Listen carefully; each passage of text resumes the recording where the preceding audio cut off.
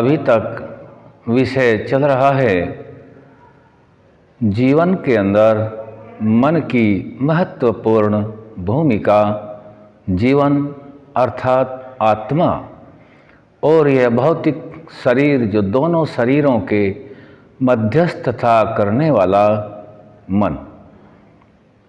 यह मन को हमने कई प्रकार से जानने का प्रयास किया है। पहले हमने मन के अवस्थाओं को जाना, क्षिप्त, मूढ़, विक्षिप्त, जिसमें चंचलता, तमोगुण और एकाग्रता। इसके बाद हमने मन की व्याधियों को जाना, जो महर्षि पतंजलि ने 9 बताए हैं और स्वामी दयानंद सरस्वती जी ने भी इनको अपनी पुस्तकों में रखा है। व्याधि, स्तयान, संशय, प्रमाद, आलस्य, अविरति, भ्रांति दर्शन, अलब्ध भूमिकत्व और अनावस्थित तत्व। इन विघ्नों के पश्चात हमने मन के 4 उपविघ्नों को भी जाना है। 4 उपविघ्न हैं दुख, दौर, मनस्य। दुख, दौर, मनस्य, अंगमेजयत्व और श्वास प्रश्वास, इन 4 विघ्नों को जाना। ये मन को दूषित करने वाले हैं और इसके पश्चात मन को पवित्र करने के लिए भी हमने जाना है। उसके लिए हमें क्या करना है, जो पीछे के ज्ञान में हम जान चुके हैं, वे हैं मैत्री, करुणा, मुदिता और उपेक्षा। मैत्री, मित्रता किससे करें, क्यों करें, किस प्रकार करें। करुणा किसके साथ करनी, कैसे करनी। मुदिता, हर्षित किसको देख के होना है और अपने से पुण्य आत्मा की पहचान क्या है, ये हम पहले ही जान चुके हैं। और उपेक्षा, उपेक्षा करनी है लेकिन द्वेष बैर नहीं रखना है। परमात्मा की दया जिस प्रकार से होती है उस प्रकार हमें उसकी ऊपर दया भी करनी है, लेकिन उपेक्षा रखते हुए करनी है। इन विषयों को हमने जाना है। अब विचार करने वाला विषय यह आता है कि इतना कुछ हम क्यों कर रहे हैं, मन के ऊपर ही अधिक दबाव क्यों दिया जा रहा है। क्योंकि मन ही इस शरीर रूपी जो साधन है का सही सही इस्तेमाल करके इस साधन के स्वामी आत्मा को उन्नति की ओर भी ले जाया जा सकता है और पतन की ओर भी ले जाया जा सकता है। उन्नति का अर्थ है कि जो मनुष्य शरीर में हम आत्माएं विद्यमान हैं, ठीक ठीक ऋषिकृत ग्रंथों का अध्ययन, पठन पाठन, श्रवण करने के उपरांत उन्नति को प्राप्त हो सकते हैं, चाहे देवत्व को, चाहे मोक्ष को। और पतन का कारण बनता है कि पतन भी आत्मा का ही है, निम्न प्रकार के नीचे के शरीरों में जाना पड़ता है, जिसमें केवल भोग करना होता है, कर्म विशेष नहीं बनाया जा सकता। केवल मनुष्य का शरीर ही ऐसा साधन परमात्मा की कृपा से मिला हुआ है कि जिसमें मन के माध्यम से ही इस शरीर से भी अलग रह कर के परमात्मा के आनंद में रहा जा सकता है और स्वेच्छापूर्वक विद्वानों की तरह विचरण किया जा सकता है। इस मन का बहुत ही बड़ा योगदान होता है। मन के बगैर न तो उन्नति और न अवनति का कोई भी कार्य होता है।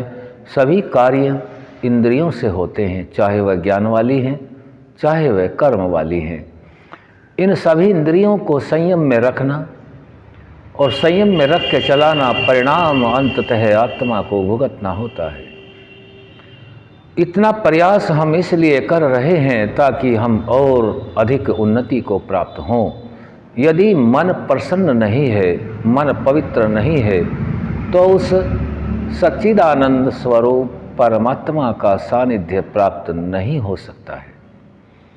उसकी विधि को हम अब आज से इसका शुभारंभ कर रहे हैं कि मन को जीतने के बाद आत्मा किस प्रकार से उन्नति को प्राप्त हो सकता है और किस विधि से परमात्मा की समीपता को रोज प्राप्त किया जा सकता है।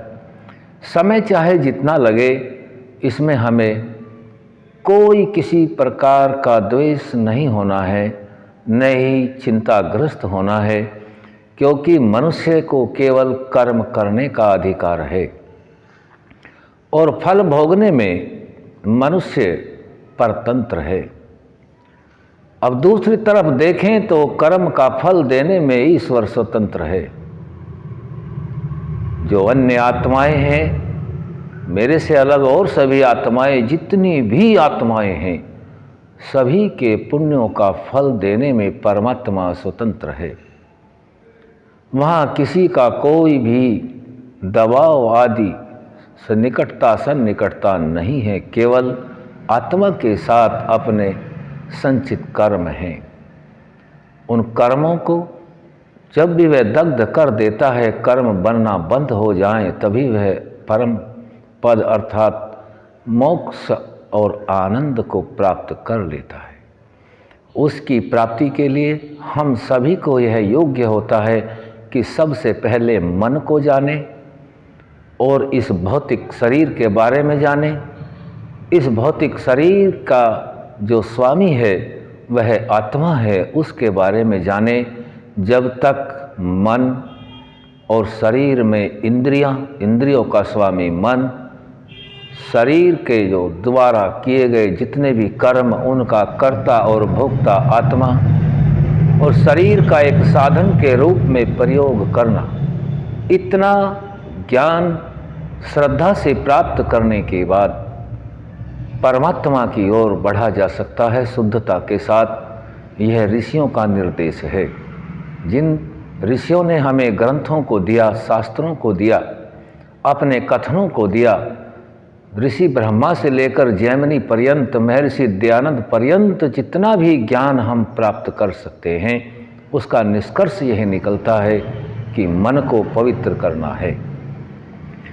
अब मन को पवित्र करने में कोई सभी योगी नहीं हो सकते हैं। साधारण जीवन यापन करने वाले मनुष्यों की संख्या ज़्यादा होती है। साधारण जीवन यापन करने वाला मनुष्य भी योगी की तरह जीवन को जी सकता है। उसके लिए ज़्यादा नहीं, कम से कम इतना तो अवश्य करना है कि अपने जीवन यापन के लिए जितना भी ऐश्वर्य धर्मानुकूल प्राप्त हो जाए, उसमें पूर्ण संतुष्टि को प्राप्त होना है। पूरा पुरुषार्थ करे और पुरुषार्थ करने के बाद जो भी प्राप्त हो उसमें संतुष्ट रहे। पहला नियम तो यही बनता है। दूसरा नियम यह बनता है कि पुरुषार्थ करते समय इतना विचार अवश्य कर लेवे कि यह पुरुषार्थ परमात्मा की बनाई सृष्टि में उसके नियम के अनुकूल है, आप्त पुरुषों के कथन के अनुकूल है। जैसा मेरे आत्मा को दुख अप्रिय और सुख प्रिय है, वैसा ही मैं सर्वत्र समझूं और अपने अनुमान प्रमाण आगम आदि से भी इसको सिद्ध कर ले। इतना करने के बाद हमको दोनों समय, प्रातः और शाम, दो ही संधि वेला होती हैं। दिन भर अपना भौतिक साधनों को प्राप्ति करने के लिए प्रयास करना जरूरी है। उस प्रयास करने में दोनों वक्त जो दो संध्याएं हैं, उनमें परमात्मा का विधि पूर्वक ध्यान करने का नाम संध्या है। संध्या अर्थात जिसमें परमात्मा का विधि पूर्वक ध्यान किया जाए, वह संध्या है। जब हम परमात्मा का ध्यान करते हैं तो परमात्मा हमारे निकट होता है, और वह परमात्मा जब निकट होगा और उसका परमात्मा का हम उसी विधि से ध्यान करते हैं, तभी वह परमात्मा भाई के समान हमारी रक्षा कर सकता है। तभी हम परमात्मा की कृपा के पात्र बन सकते हैं, जब हम परमात्मा के बताए ज्ञान के अनुसार ही अपने जीवन को सुचारू रूप से आगे बढ़ाएं। और आगे बढ़ाने का सर्वोत्तम तरीका यही होता है कि यदि हम शांत मन से, शुद्ध हृदय से यह चिंतन करके देखें कि जितना भी भौतिक साधन है, क्या हमको उससे तृप्ति हो जाती है। लेकिन तृप्ति एक होती है, दूसरी फिर खड़ी होती है, तीसरी, चौथी, पांचवी, 10वीं, इस प्रकार से अनंत प्रकार की इच्छाएं हैं। अब हमें पवित्र बुद्धि से विवेक पूर्वक यह विचार करना है कि ऐसी कौन सा पदार्थ है जिसको प्राप्त करके अप्राप्त कुछ भी तो नहीं रहता, उसको भी प्राप्त कर ले में, तो वह प्राप्ति है परमात्मा की समीपता। और परमात्मा की समीपता के लिए ऋषियों ने जो विधान दिया है, उस विधान के अनुसार चलकर ही हम परमात्मा की समीपता संध्या के माध्यम से कर सकते हैं। अब से हम संध्या का प्रकरण आरंभ करने जा रहे हैं, क्योंकि संध्या इतना आवश्यक है जितना आवश्यक मनुष्य के लिए सांस लेना। श्वास प्रश्वास का लेना आवश्यक है, यह इसलिए उदाहरण रखा गया है। भोजन के बगैर भी व्यक्ति कुछ समय रह सकता है, जल के बगैर भी कुछ समय रह सकता है, लेकिन वायु के बगैर अधिक समय तक नहीं रह सकता। जो व्यक्ति श्वास प्रश्वास करता है उसके लिए संध्या उतनी ही आवश्यक है जितना आवश्यक श्वास और प्रश्वास करना। संध्या अपने नित्य कर्म में अवश्य जोड़ें। बिना संध्या के परमात्मा की समीपता की कोई कारण नहीं बनता। इसीलिए हम सभी मनुष्यों को योग्य है कि मनन पूर्वक, विवेक पूर्वक अपने पवित्र मन को करने के उपरांत आत्मा को शुद्ध करें और आत्मा के अंदर ऐसे कोई भाव ही न उभरें कि हमें वह परमात्मा की समीपता से रोके, और वो भी श्रद्धा सहित शुद्ध चेतन स्वरूप को परमात्मा के जानने की प्रेरणा हमें मिलती रहे। क्योंकि आत्मा में जो परमपिता परमात्मा है उसको अंतरात्मा के नाम से जाना जाता है, और उस अंतरात्मा, उस परमात्मा की प्रेरणा होती है। उसको जानने का हमें प्रयास जितना भी जहाँ तक जैसे हो सके हमें अवश्य करना है। प्रातः सूर्योदय से पहले और शाम सूर्योदय के ठीक निश्चित समय पर 2 काल में ही संध्या होती है। क्योंकि संधि वेला 2 ही होती हैं, रात्रि समाप्त हो, दिन का आगमन हो तो एक संधि, और दिन का समाप्ति हो रही है और रात्रि का आगमन हो रहा है तो दूसरी संधि। पूरे भूमंडल पर 2 ही संध्या होती हैं, इसलिए संध्या 2 ही काल में करें। तीसरी और चौथी 5वीं संध्या नहीं होती है। वैसे तो जितने भी पल, घंटे, जितने भी जीवन दिन भर में होते हैं, उनमें परमात्मा को एक पल के लिए भी नहीं भूलना है। यदि हम परमात्मा को भूल जाते हैं, उस सर्वज्ञ को भूल जाते हैं, उसकी न्याय, शासन और शिक्षा को भूल जाते हैं, तो हम अनिष्ट भी कर सकते हैं। और यदि हमें यह ख्याल रहेगा कि परमात्मा का न्याय है, शासन है और परमात्मा की शिक्षा है, जिससे हमारा शरीर, आत्मा और समाज का बल बढ़ता है, तब हम कोई गलती नहीं करते। इसलिए प्रथम तो हमें यही तय करना है कि विद्वानों के द्वारा बताए हुए मार्ग पर चलना है और परमात्मा के शासन, न्याय और शिक्षा पर पूरी श्रद्धा रखनी है, क्योंकि वही परमात्मा हर पल, हर वक्त, हर समय, हर जगह हमारे साथ रहता है। ऐसा कोई नहीं है जो हर वक्त हमारे साथ रह सकता हो इस भूमंडल पर सिवाय परमात्मा के। परमात्मा ही हमारा साथी होता है, वही हमारे सब कर्मों का देखता है, वही हमारा साक्षी है, और वही हमारे कर्मों का संचित जो संस्कार बनते हैं उनके आधार पर न्याय करता है। और हम सभी आत्माओं को उसकी व्यवस्था से कोई भी, किसी भी प्रकार का किंचित मात्र भी, लेस मात्र भी द्वेष बैर नहीं होता है। जो परमात्मा करते हैं वो सदा ही सत्य करते हैं, क्योंकि परमात्मा पूर्ण है और आत्मा पूर्ण नहीं है। आत्मा अल्पज्य है और परमात्मा सर्वज्ञ है। तो आगे से हम जो विषय रखने वाले हैं वह परमात्मा की समीपता के लिए और अपनी उन्नति के लिए संध्या का विषय रखा जाएगा।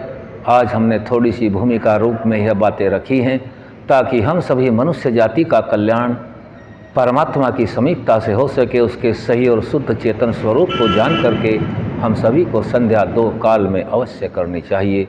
आज यहीं तक रखेंगे, आगे का विषय संध्या से शुरू होगा। आप सभी इस विषय को अपनाएं, ऋषि दयानंद के सत्यार्थ प्रकाश को पढ़ें और पंच महायज्ञ विधि में संध्या लिखी हुई है, अर्थ सहित उसको जान करके आगे बढ़ें। आप सभी का कल्याण होगा। ओम शम।